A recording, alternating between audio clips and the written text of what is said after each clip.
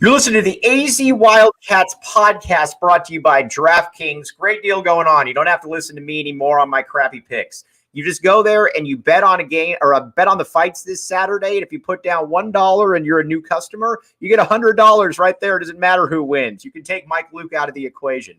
All right. One guy that we don't want to take out of the equation, but we want to bring into the equation is the big dog himself, Mr. Brody Dryden. You might know Brody, and if you don't know, you better get to know Brody. He's the voice of the Arizona women's basketball team.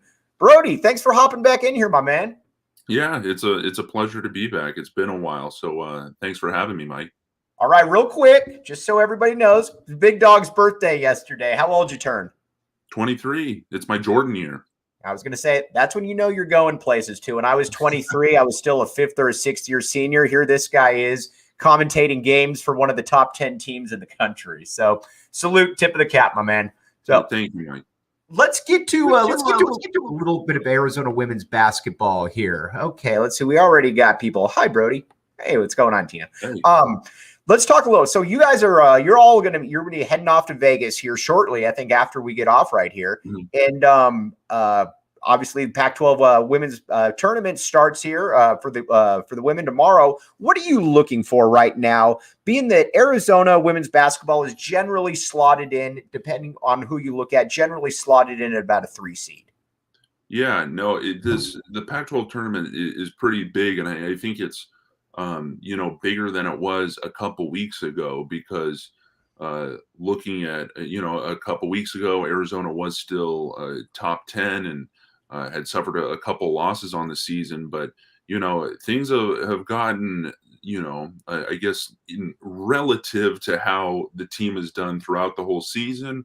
We talked about it on the coaches show. The team sort of hit a wall right at a point in these past couple weeks. It started out in Washington, and Washington is one of but they didn't have a conference win going into that game, right? And they just came out and played to their highest level and kept the score by the end of the game within single digits of Arizona. It was expected to really kind of run them out of their own gym, and then it was a loss at Washington State that it didn't necessarily help things. But right now I think Arizona's got some pretty good momentum after losing again against UCLA, but coming back on senior day, getting the win against a really solid USC team at home, and securing the first round bye for the Pac-12 tournament, so they didn't have to play today, because that definitely would have been put in risk if they did drop their third game in a row, lose to USC. And plus, it's senior day. When it's a senior day where Sam Thomas is being honored, and Samaje Smith and Araya Copeland as well, I just don't think that would have left a great taste in the team's mouth to lose in that game before heading out to Vegas. But now I think there's some good mojo, some good momentum. Got that first round bye in the Pac-12 tournament. We'll see what happens later today between Washington and Colorado, but those are two teams that Arizona's taken down in the regular season.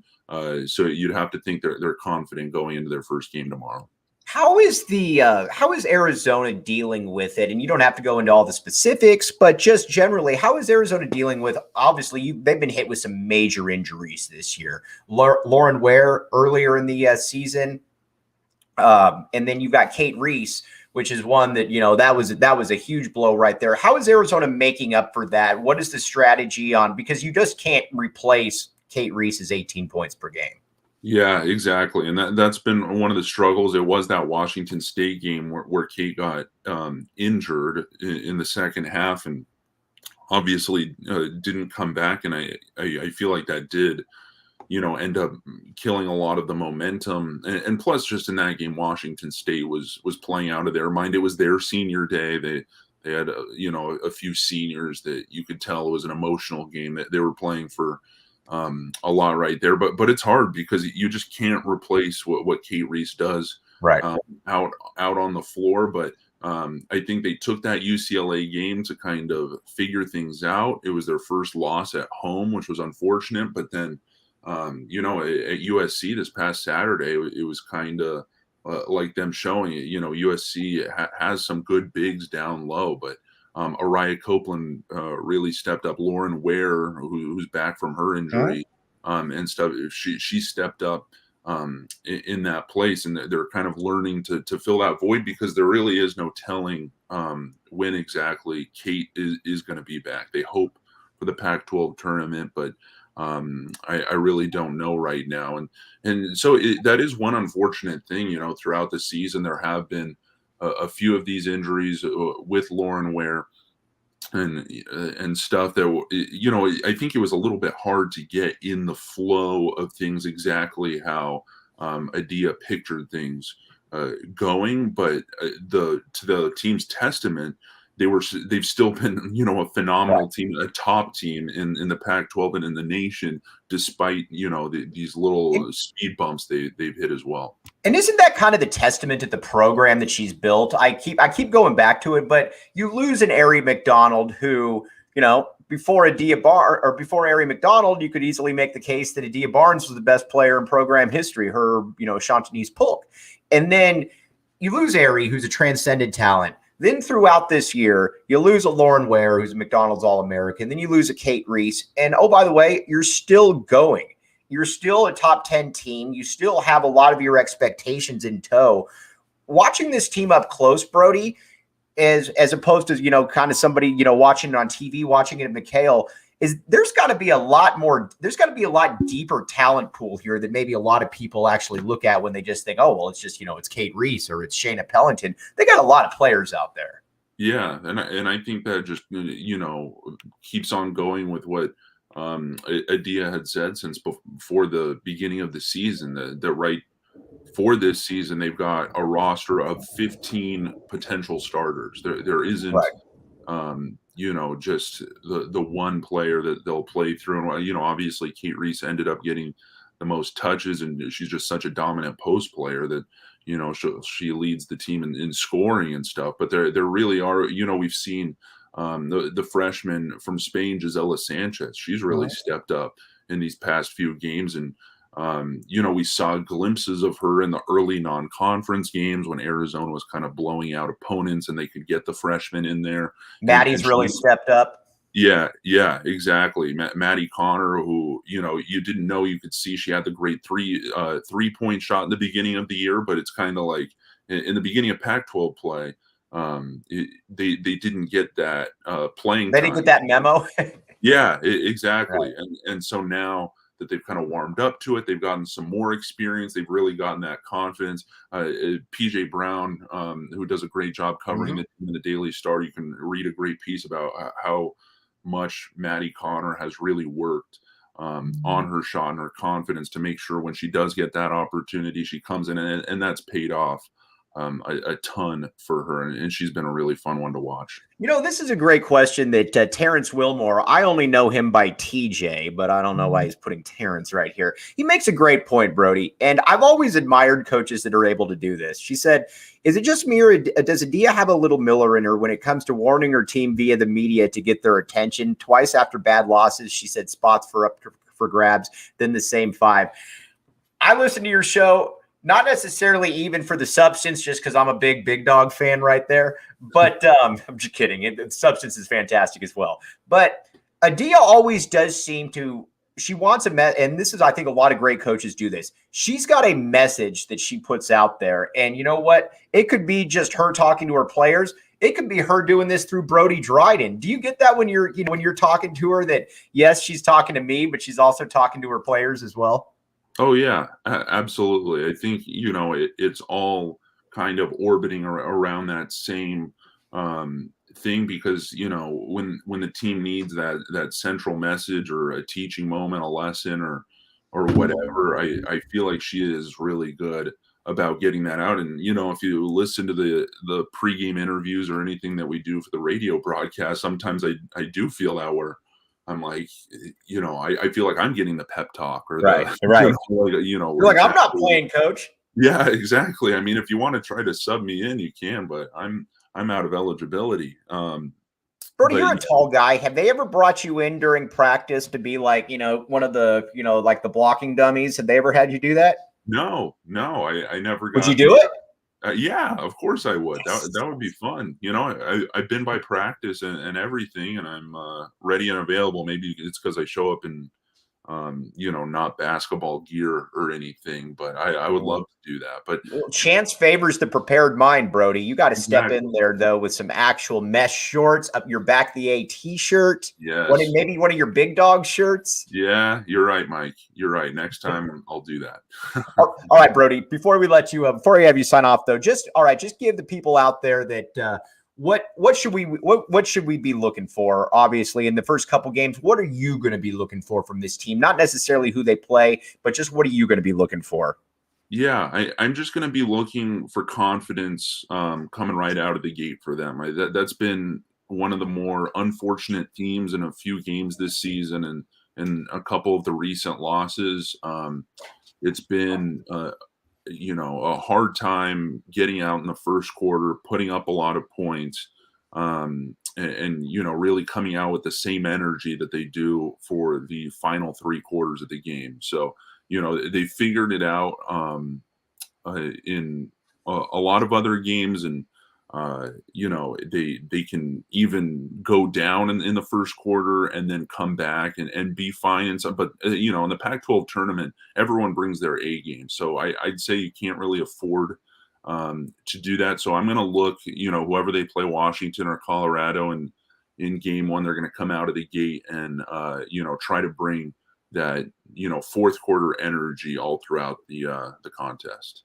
All right, Brody's a modest guy. You know what? So I'm going to speak for him here. He's going to start blushing a little bit. I mean this, and I put this out here yesterday. We've had a lot of greats come through Tucson. Ryan Radke comes to mind immediately doing Westwood One coverage. I have a couple friends that mentored him, and they knew immediately. Brian Jeffries, obviously, he's a Hall of Famer for a reason. Brody Dryden right now, buy your stock in him. Follow Coyote Brody, or is it Brody Coyote? Coyote Brody. Coyote Brody. This guy's the next one on there. You can absolutely tell it. I feel like, I'm just glad to be associated with Brody. But on that note, my man, have a great trip up there, bro. And we will definitely have you on next week when you get back. All right. Sounds good. Thank you, Mike. Appreciate it. Of course. That's Brody Dryden right there. All right. And again, I mean everything I just said right there about who I affectionately call the big dog. One thing I also mean, too, is the DraftKings Sportsbook app, code word PHNX. All right. My picks have all been terrible. So I kept telling people, go against the Pistons. Well, the Pistons start winning games. So DraftKings steps in and they say, you know what? We're going to make this easier for people. So now you can bet on the UFC fights this week, put down $1, and no matter what happens, you get $100 in free plays. New customers only. Eligibility restrictions do apply. If you got a gambling problem, call 1-800-NEXT-STEP. They will get you taken care of right there. Again, $1 down. That simple, that easy. All right, let's go around the campus here a little bit here. Obviously, baseball, a lot of good stuff going on there. We're going to talk a little bit later in the week about some Arizona baseball. But I want to rehash a little bit. And by the way, I am going to go. Here's my DraftKings pick of the week. I'm betting on Colby Covington. Yes. Thank you, Kobe. I'm going to put that down right there. Kobe on Colby right there. All right. little bit of Arizona basketball. What you saw last night was the performance of the season by our Cats. And a lot of people are now wondering, well, how good is USC? Stop. USC is really, really good. If USC is in the second weekend, if they're an Elite Eight team, I would not be surprised. They are a good team. You know, Andy Enfield, not a great coach. That was for you, Kobe, but he's done a good job there at USC. This is a team, though, that is good. And what you saw last night was an Arizona beatdown of a top 15 team where they didn't even want – USC didn't want any part of that after a while. And I know that, you pushed it back, and it was eventually, I think, a 20-point win for the Cats. It wasn't that close. I mean, it felt like this was about a 40, 45-point win. And honestly, that's what it was. But more so than anything, I was looking, how does this team react? How does this team react to a bad game against Colorado? I have it on some pretty good authority that Tommy Lloyd really lit into these guys after that Colorado game, and for a variety of reasons. First and foremost, you're absolutely yes, Kobe, you're right. But first and foremost, this is a team that is not 1990 UNLV where you can just walk into the gym and basically beat a team by 50. I mean, you got the capability, but you're not infallible. And what you saw against a team what you saw against Colorado was a game that shouldn't have happened. It's not necessarily the loss. I can deal with losses. If a team comes in, and we talked about this a little on the post game, the team comes in and they shoot 16 of 30 from three. So not a ton that you can do about that. I get it. But it's the unforced errors. It's the errors where I'm turning the ball over and I'm not even being pressured. Those are the ones that you're like, what are we doing here? And I think that's what Tommy Lloyd really got on his guys about, the missed layups. You saw a focused team right there, and a team that, man, come March, and I think Seth Davis, who certainly isn't an Arizona Wildcat backer, certainly not a backer of the A, he said Arizona's A game is better than any A game in the country. And I totally agree with that. I don't think that really there's any question about that. Because, again, you're not going to see many teams do to USC what Arizona did last night. That was just impressive stuff. Now, I expect Arizona to win its last two games of the regular season. Arizona's got a 1 seed, in my opinion, pretty much cinched up. They can, yes, and Tina hits the nail on the head right here. Colorado game was an anomaly. Very well put. And honestly, you've got to look at it and say these are still 18, 19, 20, 21-year-old kids. These aren't pros. These aren't 35-year-olds. These are kids that are going to have some mess-ups from time to time. But the way they bounce back to me is far more important than the goose egg that you laid in Boulder right there. So just quickly, because I know Arizona fans do they do worry from time to time. I think that's fair to say. Arizona's got a 1 seed, okay? Barring something incredibly unforeseen. It just matters where you get the 1 seed now. Because if Gonzaga loses another game, now the only team that they could probably lose to is St. Mary's. Arizona's got a chance. Arizona's got a real chance to get that number 1 overall seed, which you would love to have. But either way, if you're a number 1 seed in the South and you got to go through in San Antonio, Arizona fans travel. Sure, San Diego and being in Anaheim would be preferable, but at the same time, San Antonio's not that far away, so you can make that trip if you were going to make that trip. So right now, I'm just on cloud 9 about the way that the Arizona Wildcats performed right there. That was some really, really good stuff. Now, we got something else coming up that I'm going to be at here shortly, but also, reminder, DraftKings Sportsbook app, code word PHNX. All right, $1 down on this fights this weekend, UFC fights, and you know what? Don't take my word for it. I suck. Just go ahead and just bet $1, and you get $100 in free plays. I can't even screw that up for you. That's what the DraftKings Sportsbook app brings to the table, and that's the greatness that it brings. My pick of the week is Colby Covington. Oh, thank you, KB Thiel. I do appreciate that. So there you go. There you have it. All right, Arizona Spring Football is here. Wrote an article about it. It's up on Go PHNX. Check it out. Get a membership. You get a bunch of free cool stuff, shirts, stickers, all kinds of stuff, access to all the best content. I'm excited. Spring football is here, and you know what? It's not forced anymore.